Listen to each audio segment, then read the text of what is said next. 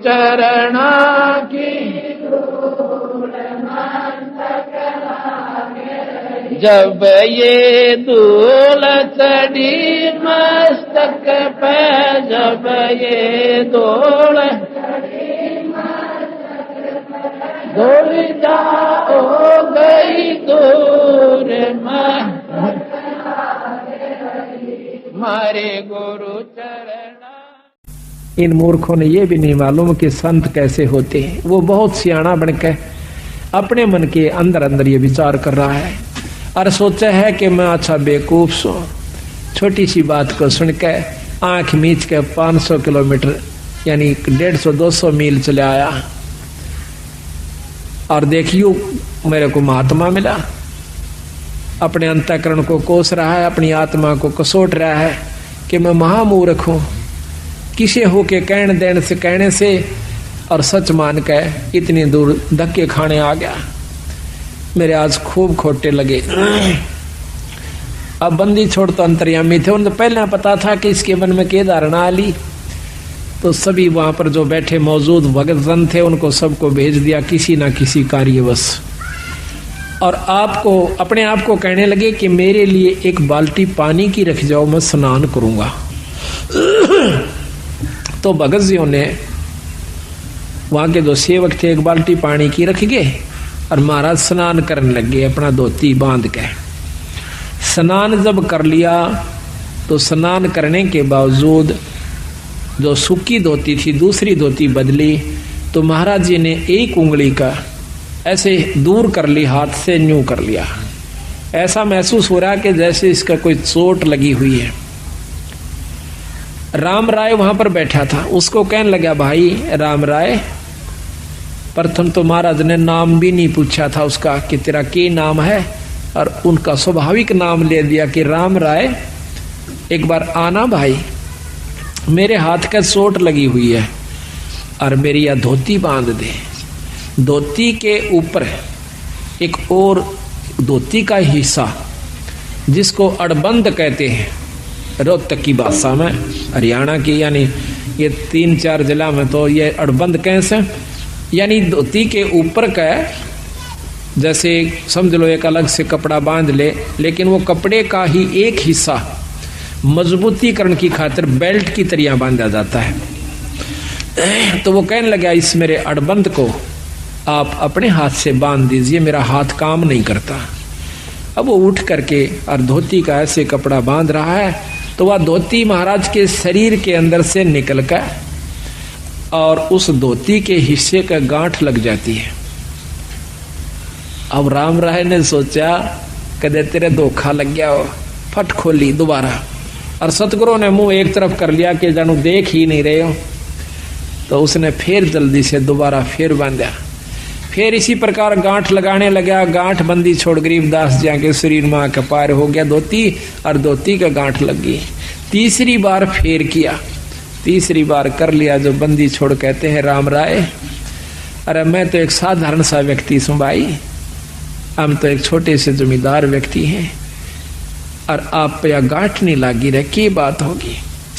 अब राम राय एकदम सहम जाता है, और को तेरे की, ये तो पूर्ण परमात्मा है, ये तो सिद्ध पुरुष है, चरणों में गिर जाते हैं। न्यों का भगवान मुझे मालूम नहीं था, ये सतगुरु हम तो अज्ञानी जीव हैं, मेरे मन की जो धारणा कुछ और थी मालिक, आपने मेरा भ्रम दूर कर दिया। सतगुरु महाराज कहने लगे भाई एक ना भूला दो ना भूली, या भूली सब संसारी। ये सब संसार के उलझेड़ा से तेरा कसूर नहीं भाई। प्रथम तो हम राम नाम नहीं चाहते, राम नाम चाहते भी हैं तो भगत जी हम कुछ और ही धारणा बना रखी है। संत का होना कोई वेशभूषा से नहीं होता राम राय, संत कोई लाल कपड़े पहन लेने तो नहीं हो जाता, गढ़ में माला डालन मात्र से राम परमात्मा का की उपलब्धि उसको नहीं हो जाती, ना ही धोने पर बैठने से भगवान प्राप्ति होती है। परमात्मा की पाने के लिए एक साधारण सा तरीका है जो कि हम बताते हैं। तो वो कहता है सतगुरु मैं तो इतनी दूर से आया हूं और आपकी अमृतमयी मुखवाणी से, आपकी अमृतमयी वाणी से आपके मुख कमल से सुनना चाहता हूँ मालिक। अगर आप मुझे योग्य समझे तो कुछ सतगुरु समझाने की कोशिश कीजिए। तो बंदी छोड़ ने उसका नाम झुमकरा रख दिया कि झुमकरा। भाई झुमकरा क्यों रखा उसका नाम कि उसका मन झूम रहा था, वो डगमग था बेचारा, बहुत विचलित था, तो इसलिए उसको झुमकरा कहा। तो यहाँ कहते हैं वो था विष्णु उपासक थे राम राय जी, क्योंकि पंजाब के अंदर भी बहुत उपासना भगवान विष्णु कृष्ण जियों की, यानी 90% अब भी हो रही है। तो यहाँ बताते हैं कि ले राम राय मैं तुझे समझाता हूँ परमात्मा के बारे में। अथ झुमक रे पृष्ठ नंबर 670 सतगुरु गरीबदास महाराज की वाणी के ग्रंथ साहिब का पृष्ठ नंबर 670। नाभ कमल में बैठिए रे झुमकरा, चल बंक नाल के घाट सुनो रे झुमकरा। अब शरीर के अंदर प्रवेश करके उसकी सूरत को अपनी शक्ति से सतगुरु महाराज कहते हैं कि नाभ कमल में बैठिए रे झुमकरा, चल बंक नाल के घाट सुनो रे झुमकरा। नाभि कमल अंदर सूरत समोह और नाभि कमल है सुंडी के पीछे ने, इसमें चलिए। और वहां से फिर बंक नाड़ एक नाड़ी से पतली सी, उसके महा का प्रवेश जब ये सुरत करती है, वह नाड़ी सुरंग के समान लगती है। जैसे दूरबीन को उल्टी तरफ से देखा है इतनी होती है, वह कम से कम 20 फुट लंबी नजर आया करे और बहुत चौड़ी नजर आवेगी दूरबीन। हम ये लेवल मशीन होती थी हमारे महकमे में, उसको जब उल्टी तरफ देखते थे वह इतनी होती है एक बिलांत की, और उल्टी तरफ से देखते तो वह कम से कम 10 फुट की इतना चौड़ा लंबा उसका विस्तार नजर आया करता था उस लेंस के कारण। इसी प्रकार जब ये आत्मा, ये जीव उस बंक नाड़ में प्रवेश करता है तो फिर ऊपर को, यानी इन हड्डी के बिल्कुल साथ साथ अंदर की तरफ रीढ़ की हड्डी, जिसको मेरुदंड भी कहते हैं, इसको कड़का बांस भी कहें से, इसके साथ साथ से अंदर की तरफ चलती है। उसमें काफी बंक हैं, ऐसे नो मोड़ के कभी यूं भी घूम जाती है मेरुदंड के साथ से, कभी सीधी चल रही है, कभी यूं मुड़ जाती है, कभी यूं घूम रही है। इसको बंक नाल कहते हैं। ये कई प्रकार की हैं। इस हर एक शरीर की न्यारी न्यारी बंक नाल है। सूक्ष्म शरीर भी है, स्थूल शरीर की न्यारी है, सूक्ष्म शरीर की बंक नाल अलग है, कारण की अलग है। और फिर इस बंक नाल के पार जीवन जाना हो से। नाभि कमल में बैठिए रे झुमकरा, चल बंक नाल के घाट सुनो रे झुमकरा। इला पिंगला फेरिए रे झुमकरा, उतरो ओगट घाट सुनो रे झुमकरा। इला नाड़ी है बाई और पिंगला है दाई। इला पिंगला फेरिए, एक प्राणायाम करना पड़ता है जिसमें पहले इला से सांस लीजिए, फिर पिंगला में छोड़ दीजिए, फिर उल्टा ही पिंगला से वापस लीजिए, वापस फिर इला से छोड़ दीजिए। एक प्राणायाम हो गया। इसको ज्यादा करने से वो सुषुम्ना का, यानी तीसरी जो नाड़ी है, जहां से जैसे ये सांस गया फिर दूसरा वापस है, इनके बीच में एक और सुराख से, यानी ये नाक दोनों तरफ से जैसे अपना यहाँ पर बंद है, ये आगे जाकर के थोड़ा सा अंदर न घुस जाता है। अंदर न घुस के इसके अंदर आर पार स्थान है, जैसे को पशु का नकेल गाल दे नाक फोड़ के, और उसमें सुराख, ऐसे इसमें बीच में सुराख है एक बहुत बारीक, और उस सुराख में फिर एक और सुराख है जो ऊपर न चढ़ता है, वो सुषुम्ना द्वार है। तो वहां कहते हैं सुषुम्न सुरत लगाइए रे झुमकरा, वो खोलो बजर कपाट सुनो राय झुमकरा।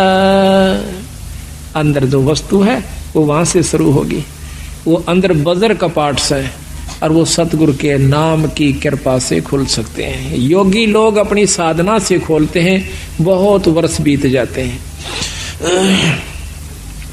और नाम की कृपा से सतगुरु की रजा से इस नाम का इतना प्रभाव होता है, अंतःकरण साफ होकर ये रोम रोम करनाने लग जाएगा। आत्मा समय समय पर रह रहकर ईश्वर को रोना शुरू कर देगी, तो समझो आपका सब कुछ खुल गया, सुषमना भी खुल गई, ब्रह्मरंध्र भी खुला हुआ है। तो जब तक प्रेम जीव में नहीं आता तब तक मुक्ति का अधिकारी नहीं होता। जब सत्संग सुनकर उसकी आंखों में तब पानी नहीं पड़ रहा है, या सुमरण करते हुए अंतःकरण में उसमें ठेस नहीं लग रही है, तो भक्ति प्रवेश नहीं हो पाई है। कोशिश कीजिए और ज्यादा। नाम सुमरण आप कर रहे हो तो सुमरण अपने जगह जमा हो चुका है, आपका हो रहा है, लेकिन अभी कमजोरी फिर होगी। उसका एक और तरीका, फिर सेवा कीजिए। आप सेवा करके देखियो किसी धाम पर अपने बंदी छोड़ के पर अपनी सत्संग में हाथ से सेवा करके देखना, और हो सके तो बर्तन तक साफ कीजिए, हो सके तो जूते तक भी साफ कीजिए, फिर देखना आपका सब कुछ खुल जाएगा। पर ये काम नहीं हो, ये होगा जो बात बनेगी। हम एक बार दिल्ली गए हुए थे, अभी 5-6 महीने हुए, फोटोओं के सिलसिले में एक गुरुद्वारे में चले गए। हमने ये चंवर लेना था। उस गुरुद्वारे जब हम जाते हैं तो हमारे जूते निकलवाए कि जूते निकाल दो जी। जूते निकाल करके टोकन दे दिया, और एक ने जूते लिए हाथ में। प्रथम तो उसने साफ किए, माथे से लगाए, फिर दूसरे को दे दिए कि वहां रख दिए, फिर उसने अपने रुमाल से जो लाया हुआ था साथ उससे साफ किए। रुमाल को भी मत्थे से लगा और हमारे जूतों को भी मत्थे से लगा करके, और एक खोखा सा बना हुआ था जूतों का अलग से उसमें धर दिया। अब क्रिया तो वो कर रहे थे और शरीर में गुदगुदी मेरे हो रही थी कि बंदी छोड़े। ऐसा भाव जब हो जावे तो फिर बाकी कुछ नहीं रहता, और सही नाम मिल जावे। तो इतना ये सब व्यवस्था बनाने के लिए इस सत्संग की आवश्यकता पड़ती है, ऐसे समागमों की आवश्यकता पड़ती है। अभी तक हमने क्या देखा है कि हम कभी सत्संग में जाते नहीं, जाते हैं तो सिर्फ एक मुश्किल से अपना फॉर्मेलिटी सी करके चले आते हैं। लाभ तो उसका भी है, ऐसा नहीं है, लेकिन वही बात आओ, जितना गुड़ गिरेगा उतना मीठा होगा। यही कारण से थोड़ा सा हिम्मत करो, क्योंकि सबसे बड़ा हमारा अभिमान अहंकार राक्षस है। जब हमने मत्था टेक दिया, जब हमने लंबी डंडौत ही कर दी, फिर कसर कौन सी राख ली? उसके बावजूद फिर अकड़ काहे की? जब सर्व सौंप दिया तो फिर अकड़ नहीं। इसको करके देखो कभी, तो कितना आनंद आता है। आप सत्कर मान लियो, मुझे तो आप मतलब समय नहीं देते, मैं अब भी आपके जूते साफ कर दूं, ठाकर दर दूं, मुझे कोई न, ये एक मात्र भी ये नहीं है कि मैं बहुत बड़ी पर उस पर पहुंच चुका हूं ना। ये जीव जब तक इस सृष्टि में है वो कुछ भी नहीं है। यहां से निकल ले जब जानिए, तो हमारे अंदर ये बात कभी भी घर नहीं कर दी कि मैं संत हो रहा हूं और मेरे सैकड़ों हजारों से सो गए, मैं बहुत बड़ा बन गया। कुछ भी नहीं हूं, जीव का जीव हूं। अगर ये यहाँ से छुटकारा नहीं हुआ, अगर आखिर में भी पैर उलझ गया तो भी ज्यों का त्यों है, चक्कर फिर लंबा चौड़ा से। महाराज की कहते हैं कबीर, मन के मते ना चालिए, इस मन का के विश्वास, और साधु जब लग डर कर, जब लग पिंजड़ सांस। जब तक तेरे शरीर में सांस है ना, तब तक विरा रहना सावधान है। अड़ब बड़े बड़े बिगड़ गए। ऐसे ऐसे ऋषियों का प्रमाण मिलता है। पाराशर जैसे, श्रृंगी ऋषि जैसे, जो सारा दिन में एक बार वृक्ष की छाल का जीभ लगाया करती थी और उससे उनकी भोजन तृप्ति हो जाया करती थी। ऐसी साधना उन्होंने एक खेचरी मुद्रा से कर ली जाती है। अब कबीर गरीबदास जी ने बताया कि देख भाइयों के रोला से एक खेचरी मुद्रा होती है, उसको जीभ अपनी उठाकर और वापस लगाई जाती है तालू के ऊपर। इसका अभ्यास कर लीजिए आप लगातार, आपके शरीर में एक अमृत श्रवण हो जाएगा, अमृत टपकना शुरू हो जाएगा। इस तालू के ऊपर या जीभ से ऊपर लटके से ना, इसके ऊपर एक अमृत सरोवर है, उसमें अमृत है हमारे शरीर में, पानी सा है। और जब इसको हम ऐसे जीभ को वापस मोड़ कर और उसको लगा लेते हैं तो वो अमृत हमारे शरीर में प्रवेश करना शुरू कर। उसमें एक सुराख सा बारीक सा, इतना बारीक है कि बाल हो से ना, बाल से भी कम है वो सुराख। और जब हम वापस जीभ मोड़ते हैं तो वो वहां से थोड़ा सा, उसके ऊपर एक पत्ता रखा हुआ है, बहुत मामूली सा, यानी सुराख वो होगा तो उसका ढक्कन कितना का होगा ये भी हिसाब ला लो। तो वो थोड़ा सा उसका भी चौथा हिस्सा खिसकता है उस बाढ़ से भी कमजोर स्थान पर, दूरबीन भी मुश्किल से देख पाओ सुराख को। और फिर उसके ऊपर से वो थोड़ा सा खिसक जाता है, ऐसा करने से, ये अभ्यास से, तो उसमें से वो थोड़ा सा अमृत आ जाता है, तो भूख प्यास खत्म हो जाती है। तो वो सारा दिन में एक बार कहते हैं ऐसे जीभ लगाया करता था। तो उसको जीभ लगाया करता था। तो एक राजा ने उसको, उसने सोचा कि तेरे को बहुत बड़ी उपलब्धि होगी है।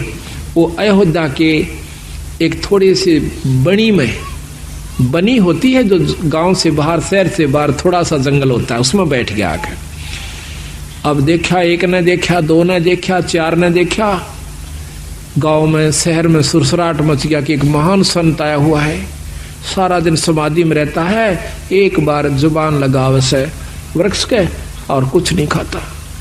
आसपास के दर्शन करने की खातिर टोल के टोल जान लग गए, औरतें भी, बहन भी, माई भी, बाई भी, सब दर्शन कर कहाँ पर वो आंख कौन खोला है, न्यों बैठा रहा। बहुत सुंदर शरीर, नौजवान। कहते हैं राजा दशरथ की लड़की शांता नाम था उसका। राजा दशरथ के शांता होने के बाद कोई पुत्र प्राप्ति नहीं हुई। कौशल्या से उत्पन्न हुई थी, बड़ी लड़की औरत से, कैकेयी से, ना कौशल्या से। तो उसके बाद कोई संतान नहीं हुई। तो कौशल्या जवान हो, शांता जवान होगी थी, वह भी देखने जाया करती थी ऋषि ने। तो उसने क्या किया, राजा की लड़की थी, और तो डर रही थी, पर राजा की लड़की थी, उसने क्या किया, शहद लेगी साथ में। जहां पर भी उस ऋषि ने ऐसे जुबान लगाई, उसने देख लिया, वहां पर थोड़ा सा शहद लगा दिया पहले से। जब ऋषि ने अगले दिन उस पर जुबान लगाई, फिर शांत हुआ। अगले दिन फिर लगा दी, फिर शांत हुआ। तीसरे दिन उसने आंखें खोल ली, सामने शांता बैठी है। तो वो भोजन भी साथ बना के ले जाया करती कि जिस दिन आंख खोले महाराज को मैं भोजन कराऊंगी। भोजन करा दिया। कहने का तात्पर्य यह है कि आखिर में श्रृंगी ऋषि और शांता का विवाह हो जाता है। राजा दशरथ विवाह से मना करता है कि मैं ब्राह्मण के घर में क्षत्रिय को नहीं, क्षत्रिय की लड़की का शादी नहीं कर सकता। शांता उनके साथ चली जाती है, रामचंद्र जी की बहन। तो महाराज कहते हैं श्रृंगी ऋषि से वन में मोहे, यानी इस मन का कोई भरोसा नहीं। सतगुरु महाराज कहते हैं सावधान रहने में फायदा है। तो साधु जब तक डरकर रहे, जब लग पिंजर श्वास, जब तक अपने आखिरी शरीर में भी को थोड़ा बहुत भी रह रहा है, तब तक बच के रहने में फायदा से। ना जानिए कब और के को मत पैदा कर दे, वह मन खुद काल है। तो यहां बताते हैं कि वो खेचरी मुद्रा करने से उसमें ये शक्ति आ जाती है शरीर में, तो फिर परमात्मा प्राप्ति नहीं है उससे। हम उसी को ये मान लेते हैं कि इसको बहुत लाभ हुआ, ये बहुत बड़े संत है। अब देखिएगा, इस कुत्ते ने एक बार इसको रेन लाइए भगत जी, एक टूक गेर दे, और इसकी ये फिल्म लेना भगत जी, इस कुतिया की। अब इसको देख कर भी कालजा नहीं हिलता है, एक रोटी गेर दो इसको, वो आप जाना भगत जी वहां पर। वो फिल्म कुत्ती की देख पूरी अच्छी तरह, उसकी खाज लगी हुई है, के हाल हो रहा है इस बेचारी का। और ये भी कभी मनुष्य शरीर में थी, ये कभी प्राणी भी होगी, पटरानी भी होगी, आम औरत भी रही होगी, मनुष्य भी रही होगी। आज इसकी के हालत हो रही से, एक टूक की खातिर, एक रोटी खातिर या दर दर भरम रही है।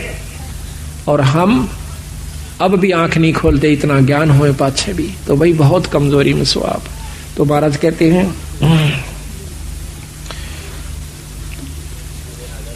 सुषमण स्वरत लगाइए राय झूमकरा, वो खोलो बजर कपाट सुनो राय झूमकरा। काया नगरी जद बस राय झूमकरा, जद घर आवे आठ सुनो राय झूमकरा।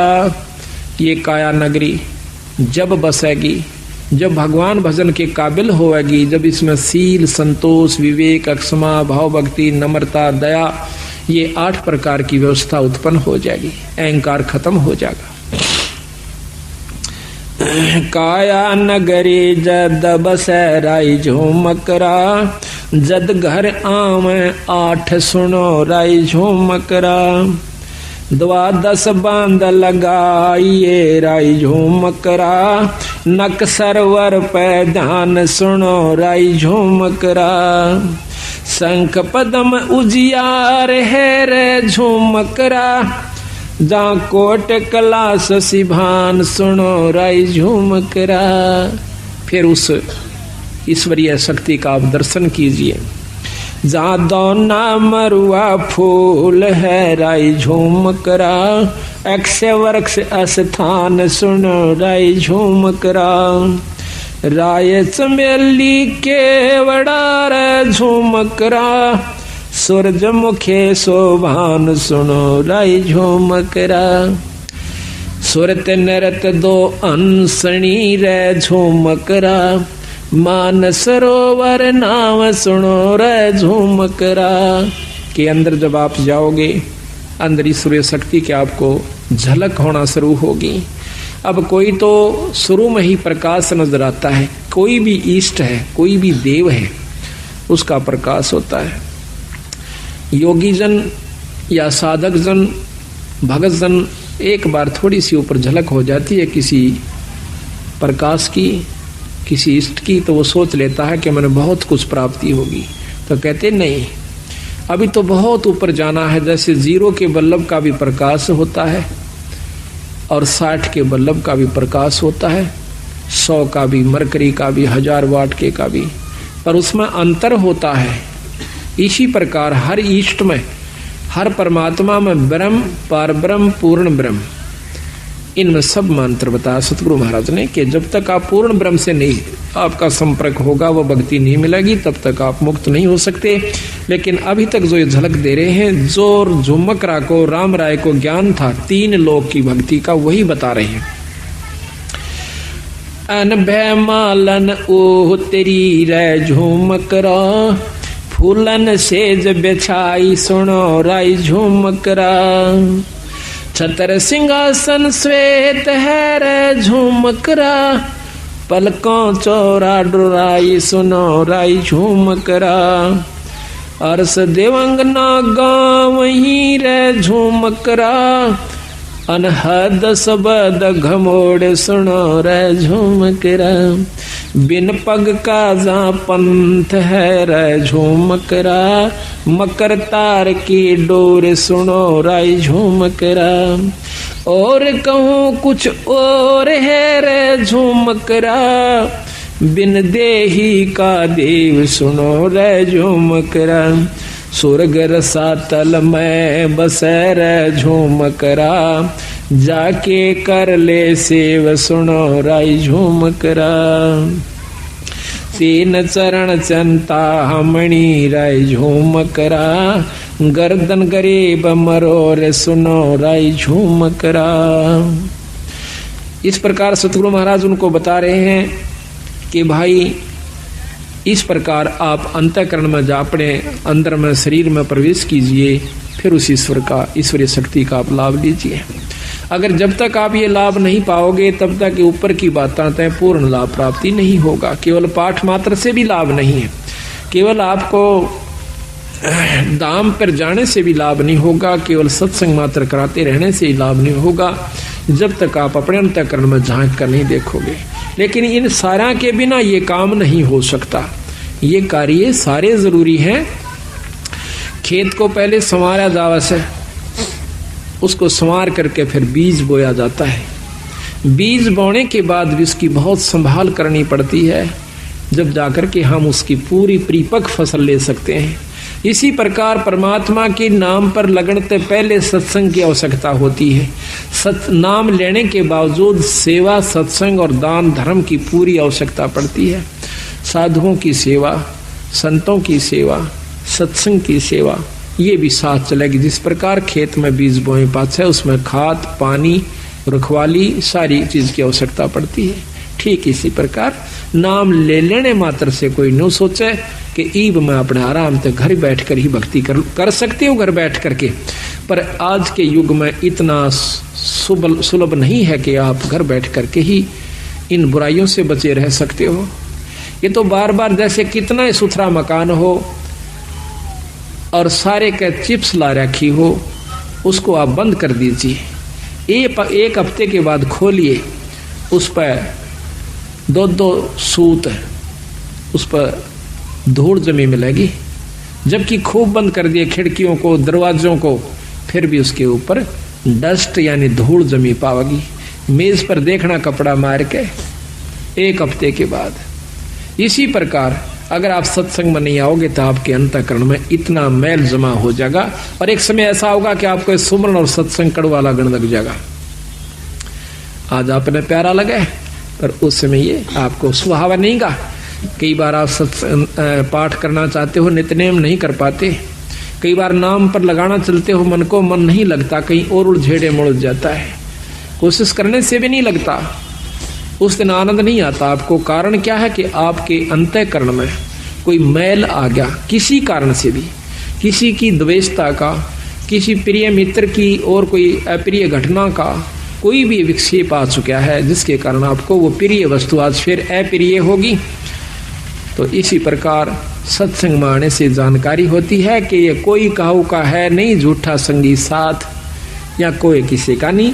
कबीरा चिंता तो सतनाम की और ना चिंता दास, और जय कोई चिंता नाम बिना वह काल की फांस।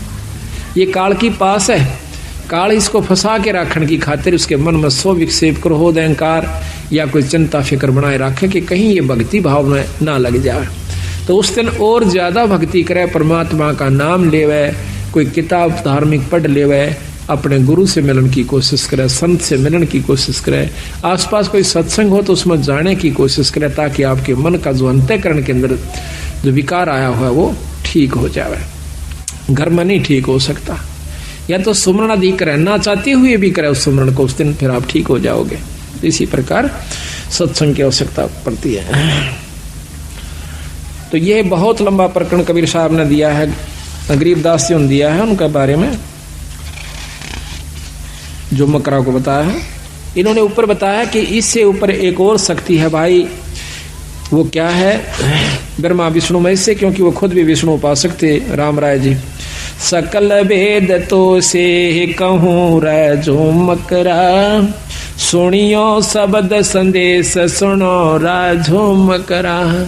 अब ये योगियों का मार्ग तेरे बस का कोना भाई राम राय, ये ना तो आप ऐसा साधन अपना सकते, ना इतना समय आपको मिल सकता। अब बताता हूँ सही भेद। एक शब्द संदेश, गुरु से उपदेश लिए पूरे संत है, नाम वो भी हो जो वही हो जो कि प्रमाणित है। फिर वो गुरु के पास वो सार नाम हो, और सार नाम के बाद आपको शब्द प्राप्ति करवावे। सार नाम के बाद शब्द का नंबरा होगा। तो जब तक शब्द प्राप्ति नहीं होती तो भी आप पूर्ण मुक्ति के अधिकारी नहीं हो पाओगे। तो इतना गजब काम है। तो महाराज कहते हैं सकल भेद तो से कहूँ रे झूमकरा, तुम सुनियो संत संदेश शब्द संदेश सुनो राय झूमकरा। इन नैना दिखलाइए रे झूमकरा, कैसा है वो देश सुनो राय झूमकरा। अब बंदी छोड़ कहते हैं कि ना तो इतना समाधि यानी ये कोशिश करने की आवश्यकता प्राणायाम आदि की, मेरे शब्द में मेरे नाम में वो शक्ति आपको इन आख्यातनों का नो आंख खुली है और सुरत सतगुरु के चरणों में जा चुकी होती है। इसको सहज समाधि कहते हैं। ये मेरे नाम में शक्ति है, मेरे शब्द में शक्ति है। सकल वेद तो से कहूँ राय झूमकरा, सुनियो शब्द संदेश सुनो राय झूमकरा।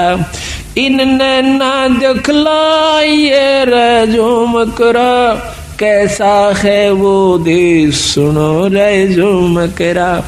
पल नीचे पल ऊह परे रे झुमकरा, तामद नरक निहार सुनो रे झुमकरा।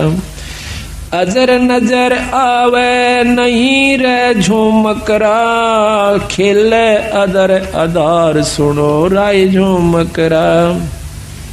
दरने बामे आंगणे रे झुमकरा, स्वर्ग रसा तल बहन सुनो रे झुमकरा।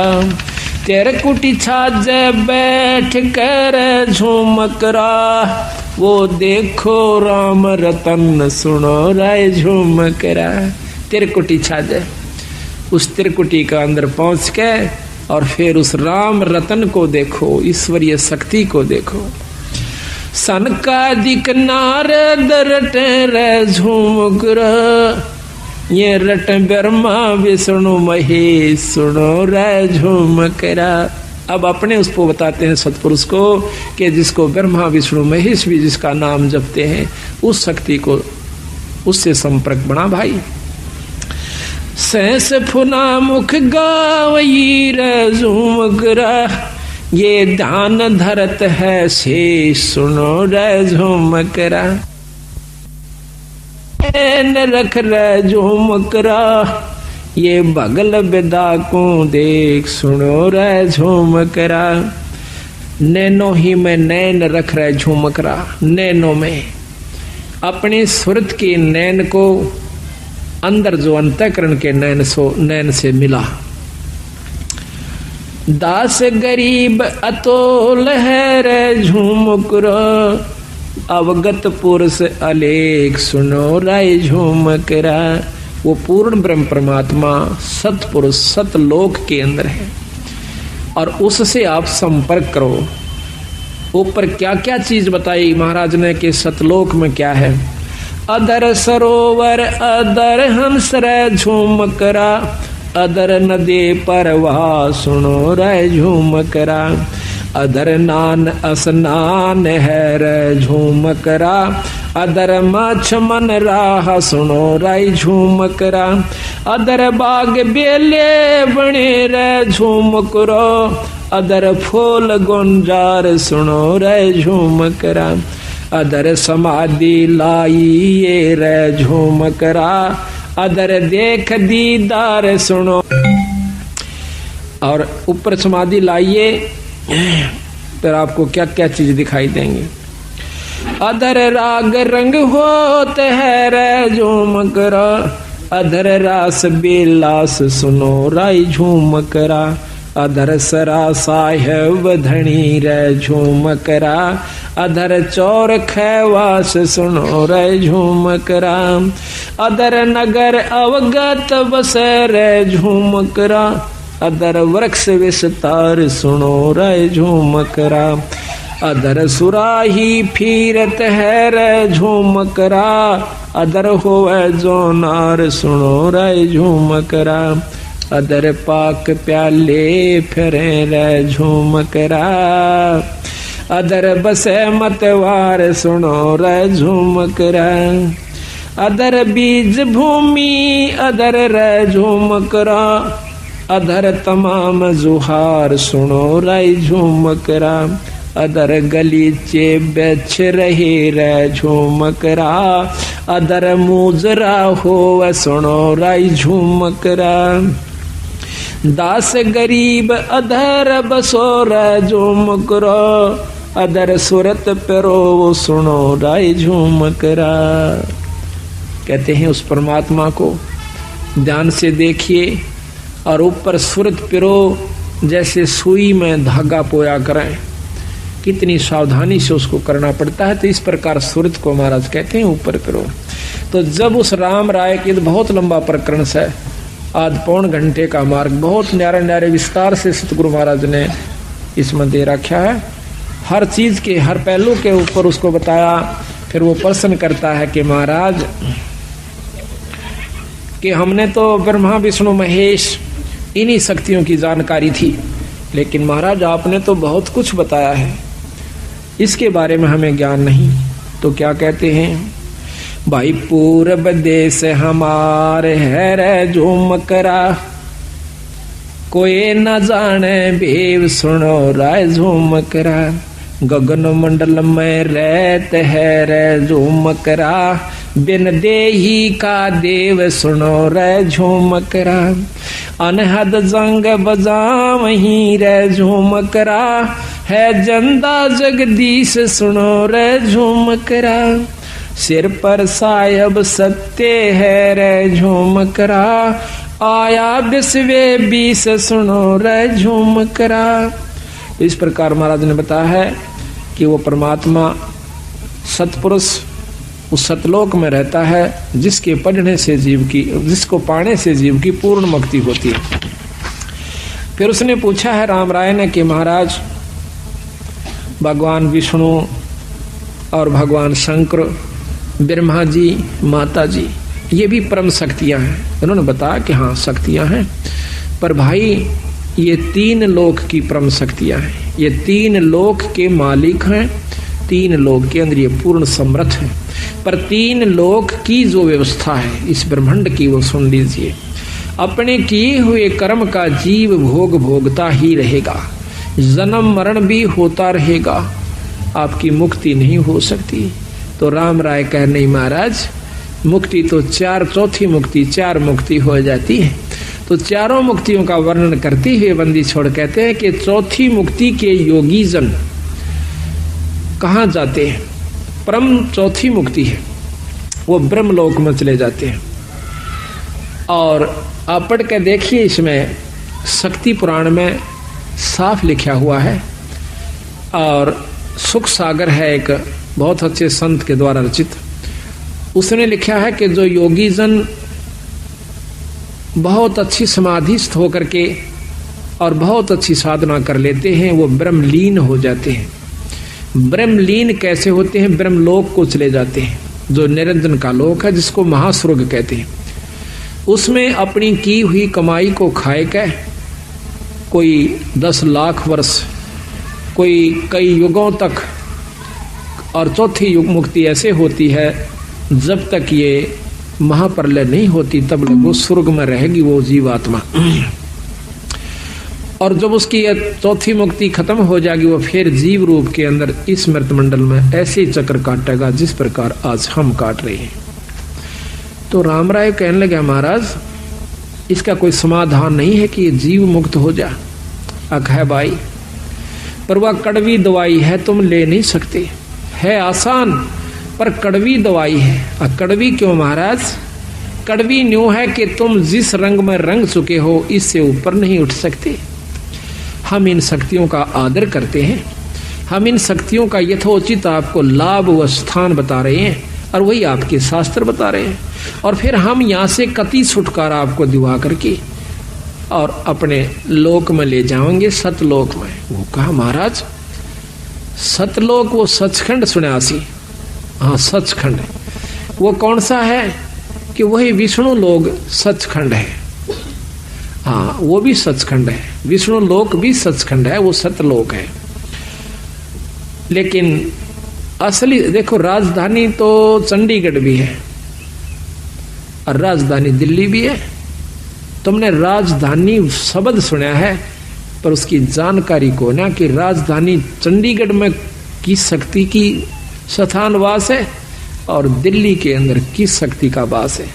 यही मैं बताना चाहूँ सो आपने कि विष्णु लोक भी सतलोक है बीरा, पर सतलोक एक और भी है जिसके सबके ऊपर जिस शक्ति का पूर्ण रूप से वास है। क्या है वो? पूर्ण ब्रह्म परमात्मा, उसके ऊपर कोई शक्ति नहीं है। तो उसके बारे में एक शब्द आपको सुनाते हैं। निर्विकार निर्भय तो ही और सकल भय माने जी साधो और सकल भय मान, सब पे तेरी साहिबी, सब पे तेरी साहिबी, तुझ पर साहिब ना निर्विकार निर्भय, निर्विकार निर्भय तू ही और सकल बैमान, ये जी साधो और सकल बैमान। सब पे तेरी साहबी, सब पे तेरी साहबी, तुझ पर साहब ना निर्विकार निर्भय। संध्या सुमरण आरती भजन भरोसे दास, ए जी साधो भजन भरोसे दास। मनसा वाचा कर्मणा, मनसा वाचा कर्मणा, जब लग घट में सांस। निर्विकार निर्भय, निर्विकार निर्भय तू ही और सकल बैमान, ये जी साधो और सकल बैमान।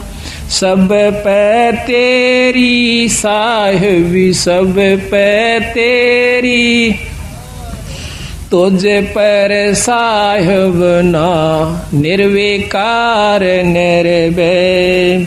सांस सांस में नाम जपो, व्यर्था सांस मत खो, ये जी साधो व्यर्था सांस मत खो।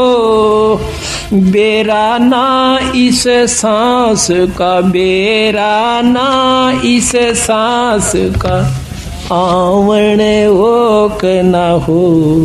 निर्विकार निर्भय, निर्विकार निर्भय तू ही और सकल बैमान, ए जी साधो और सकल बैमान। सब पे तेरी साहबी, सब पे तेरी साहबी, तुझ पर साहब ना निर्विकार निर्भय।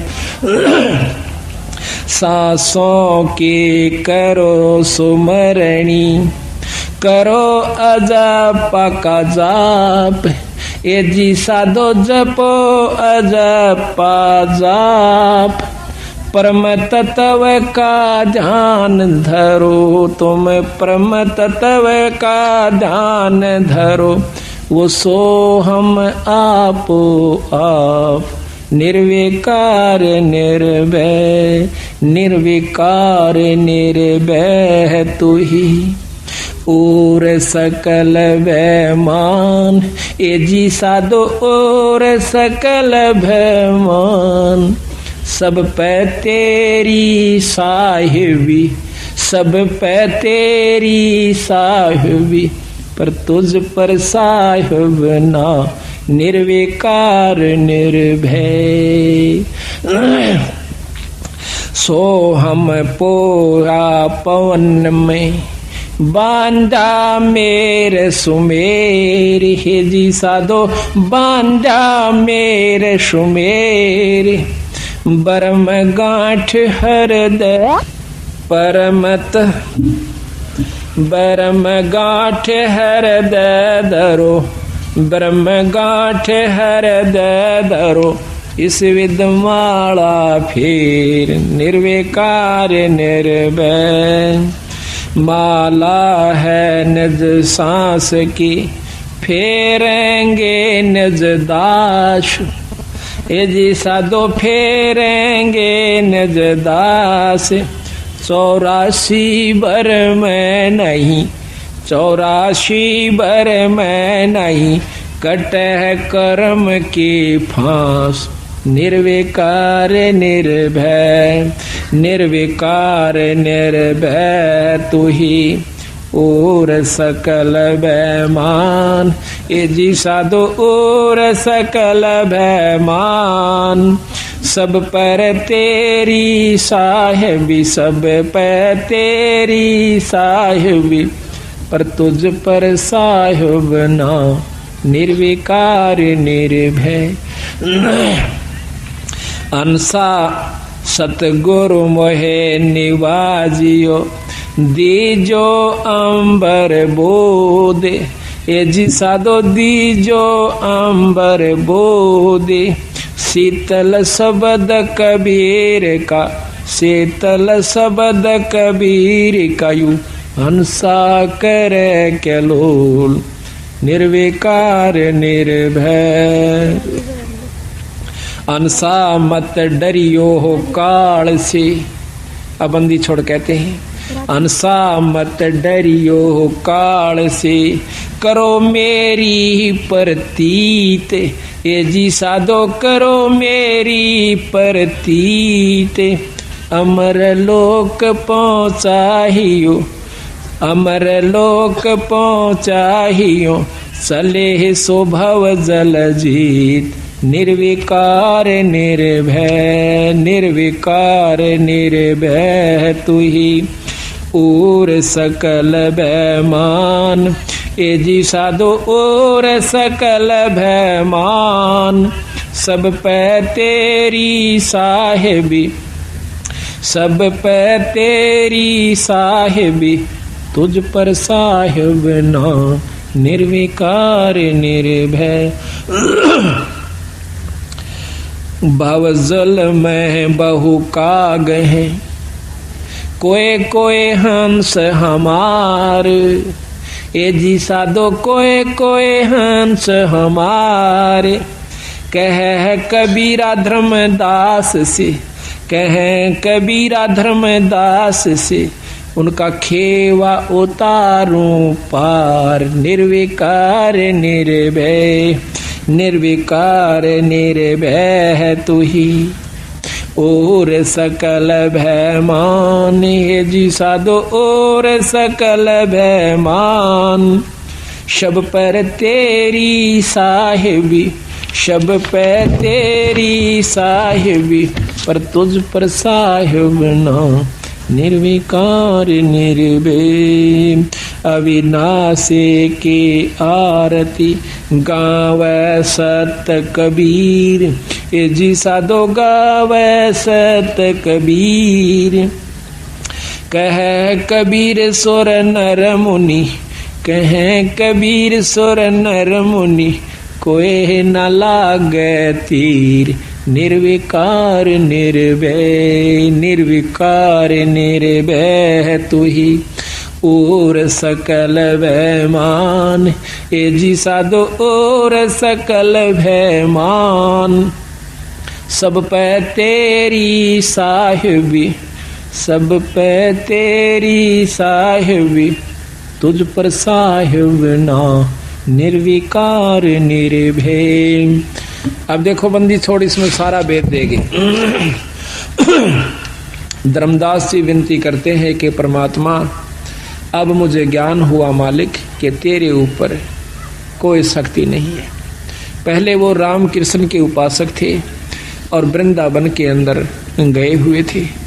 उसका एक बहुत बड़ा विवरण है, उसको हम कल लेवेंगे, बहुत ढंग से आपको समझाएंगे किस प्रकार उन्होंने भ्रम को तोड़ा और फिर कितनी लगन उस पूर्ण ब्रह्म लाग गई जब उसकी मुक्ति हुई।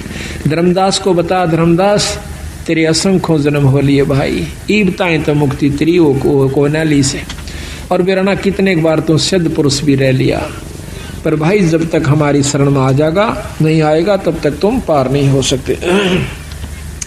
अब इसमें साफ बता गया कि सांस सांस में नाम जपो और व्यर्था सांस मत खो, और ना जाने इस सांस का तेरा आमन हो कि ना हो। सांस का सुमरण है, सांस के सुमरण को देने वाला शायद ही कोई एकाध संत आपको मिलेगा। फिर सुमरण वो देता किस नाम का है, उस नाम से उपलब्धि क्या होती है, ये भी न्यारा वर्ण दे रखा है।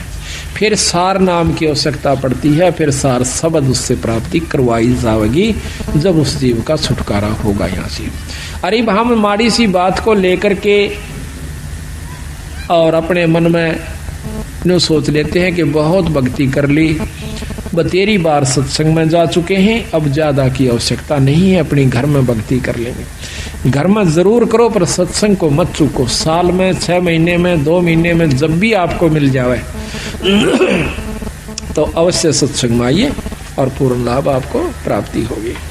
तो इसी प्रकार जब हमने पूर्ण ज्ञान होता है तब इस बात में की जानकारी होती है। थोड़ा सा भ्रम विदूषण का अंग आपको सुनाएंगे सतगुरु का। अच्छा अभी थोड़ा सा पहले ये लेते हैं, करियो भाई हॉर्न रखना का।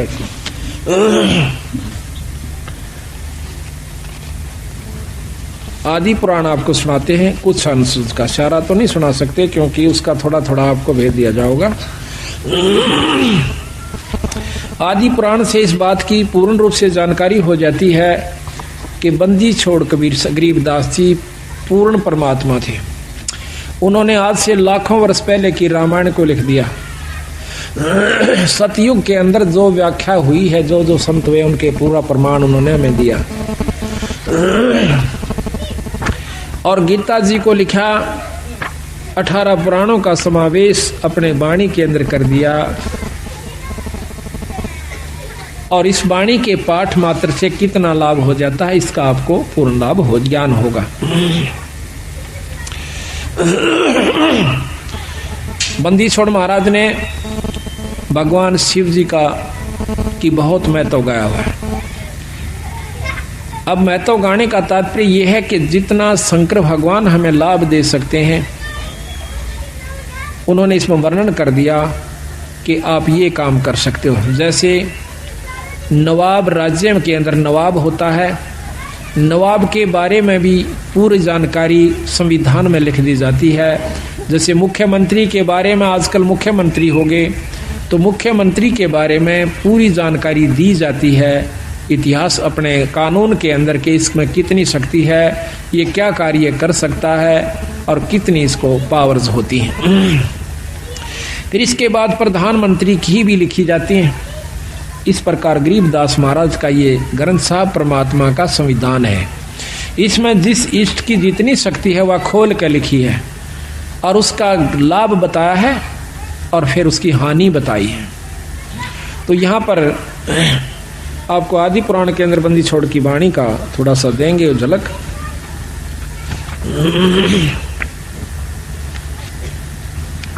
अब थोड़ा सा रामायण का झलक आपको सतगुरु की वाणी के अंदर। रामचंद्र और लक्ष्मण आए, भरत शत्रुघ्न पृथ्वी पर धाये। जाके नाम से लातर जाई, जाकी नारे हरी रे भाई। कि जिनके नाम से पत्थर तिर गया और उसकी पत्नी को उठा लिया गया। जिनके नाम से लातर जाई, जाकी नारे हरी रे भाई। जाके हनुमान अधिकारी, पवन पुत्र बलवंत बहुबारी। जाके अंगद और सुग्री माँ, साज चढ़े दल बादल खीमा। जाके जामवंत बलवंता, रिच और बंदर चढ़े अनंता। जाके नल और नील संगाती, सरवर बांध लिए बहु हाथी। जा दिन अंगद सला फेराई, रावण दूत सभी थे भाई। जिस दिन अंगद ने अपने पैर रख दिया उस दिन वो कहे वो रावण के निरे दूत थे। शिला के ऊपर पत्थर पैर रख दिया कि मेरे पैर न घुमा दो, तुम ज्यादा योद्धा हो। तो कहते हैं कि रावण के वो सभी दूत वहां पर थे, उनसे अंगद का पैर नहीं हिला। एक दूत टरा नहीं टारा, रावण गर्भ की आसो हारा। अब गर्भ के ऊपर फेर ले आए सतगुरु कि रावण ने अभिमान कराया था अपने बेटे और पोतों का, एक से एक बलशाली भाइयों का और सर्व सोने की लंका का। तो कहते हैं उसने गर्भ किया सो हारा। एक दूत टरा नहीं टारा, रावण गर्भ किया सो हारा। जाकर पौनी हनुमंत बंका, सो तो कूदा लंक बिलंका। जिन 9 लख बाग उपारा सो तो डारे दिया मझधारा। 9 लख बाग को पाड़ के और जंग उसमें समुद्र में फेंक दिया सारे को।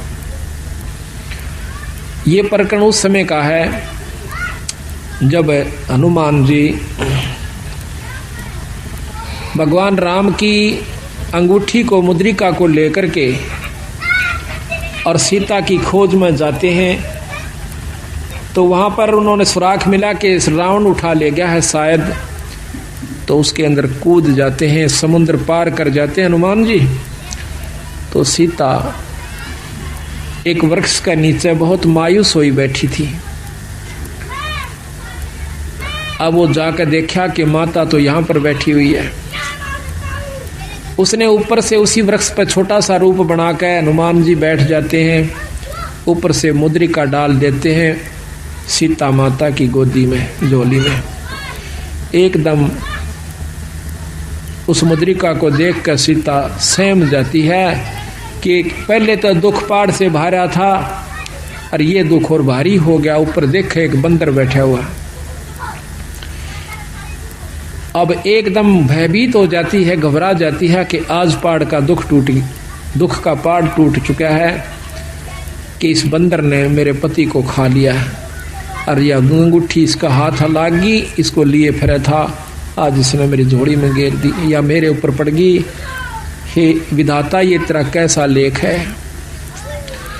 यूं कह के पूछती है कि हे बंदर, तो ये अंगूठी लाया कहां से, एक बार जल्दी सी बता। अंतःकरण की बात को जान के हनुमान जी नीचे आ जाता है। ने बोला, माँ मैं भगवान राम का दूत हनुमान हूँ और मैं आपकी खोज के लिए आया हूँ, चिंता ना करें। हमें मालूम नहीं था कि किसने आपको उठाया है, आज हमें जानकारी होगी है और ईब मैं जाकर भगवान को बताऊंगा, आपको छुटवा ले जाएंगे। तो वो कहने लगा, माँ मैंने भूख लगी है, अगबाई नो करिए, कोई नीचे पड़ा हो ना कोई फल है उसने खा लिए, भाई तोड़ के मत खाइए। देख मेरा आड़ा कोई गुजारा नहीं से और ना मेरी यहाँ पर कुछ बूझ है, ना मैं तेरे अनपान करवा सकती भाई, मैं तो यहाँ मजबूर बैठी सू। तो जब उसने देखा कि देखो राक्षस ने हमारी माँ का क्या हाल कर रखा है, एकदम हनुमान जी का शरण उठी। कहते हैं सारे फल तोड़ गिरे, बगा दिए, तोड़ तोड़ कर खाए, इतने खाए बाकी फेंक दिए। कहते हैं रावण के जो बाग के रखवाले थे वो आकर हनुमान जी को मारने लगे, बांदर समझ के जुनसे का पूछ मारा, वो 3 चक्कर काटर गोली होले। सारे भाग भाग के राम तो रावण के पास आते हैं, वहाँ से फिर एक लंबा विस्तार से उसको भेज देते हैं। अंगद उसके रावण का पुत्र था जो मेघनाथ था, उससे फिर उस पर उसके फांस में आ जाते हैं, सिर्फ अपनी लीला दिखाने की खातिर। फिर उसको रावण के दरबार में ले जाते हैं, वहाँ भी काफ़ी लंबा प्रकरण से। आखिर में वहाँ भी उनको सब काबू नहीं आते हैं, उनकी पूछ का जो है आग लगा दी जाती है, सारी लंका को जला करके, और फिर आखिर में कूद कर और फिर माँ सीता के पास आते हैं अपनी पूछ बुझा कर। वानो बोली रे तने के चाड़ा कर दिया हनुमान, मेरा तो पहले 2 पायन जगह नहीं थी। अरे भाई मन तो ये जीर्ण नहीं देंगे, आइयो सो मत आइयो, इतना तो मन खत्म कर देंगे। अक नहीं माँ, इनमें इतनी हिम्मत नहीं है कि ये आपको कुछ कह दे, आप चिंता मत करो, मैं ईब आया और यो गया और बहुत जल्दी आ रहे हम। तो वहां पर जब हनुमान जी वापस आते हैं तो रामचंद्र जी एक तरफ ले जाते हैं एकांत में हनुमान जी को। हनुमान जी ने कहा महाराज सीता माँ का पता लग गया, एक तरफ ले जाते हैं। अब रामचंद्र जी अपनी सूझबूझ का काम लेते हैं, पहले हनुमान से ये पूछ लूं कि कहीं वो रावण की तो नहीं हो चुकी है। अगर वो रावण की हो चुकी है फिर हम नहीं छुटवाएंगे, फिर क्यों खाम खा दुनिया के लाल मरवाए, क्यों फौज खत्म करी। अगर वो उसकी हो चुकी है तो हम नहीं लावांगे। तो एकांत में जाकर ने पूछा है, हनुमान जी आपने सीता के दर्शन किए महाराज? किए। हनुमान रामचंद्र जी पूछते, हनुमान जी कैसे वस्त्र पाए थे और आपको खाने के लिए राज दरबार में लेके गई थी, क्या वहीं मंगाया था? रावण के सेज पर वह जाती है कि नहीं जाती है?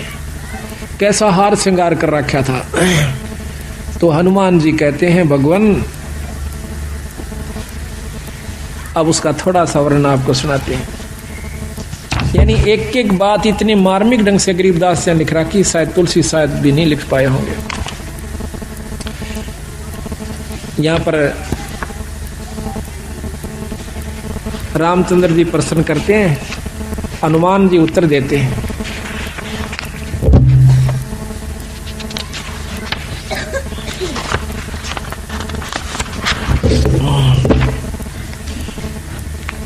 अब रामचंद्र जी कहते हैं, अरे बंसर क्या खबरा लाए, अरे बंसर क्या खबरा कपिलाए, कौ सीता की बात बता सब, तने क्या क्या भोजन पाए। रामचंद्र जी पूछे हैं कि बताओ आपने क्या क्या भोजन खाया। यानी सीआईडी रूप से पूछते हैं कि इसके मुंह तक कुछ तो बात निकलेगी, कहाँ जिमण गया था। अरे बंसर क्या खबरा कपिलाए, कौ सीता की बात बता सब, वे क्या क्या भोजन पाए। कैसी प्रीत करी तुम सेती, व्यंजन कहाँ जमाए, कहाँ जमाए, के खुआया तेरे ताई। और कहो हनुमंत संत जन मेरे, तुम भूखे रहे ध्याए। कैसा बदन विनोद सती का, बुझत हूँ मन लाए। देखे मैं सत बाबू जो हूँ कहते तुम और कि मैं कह दे।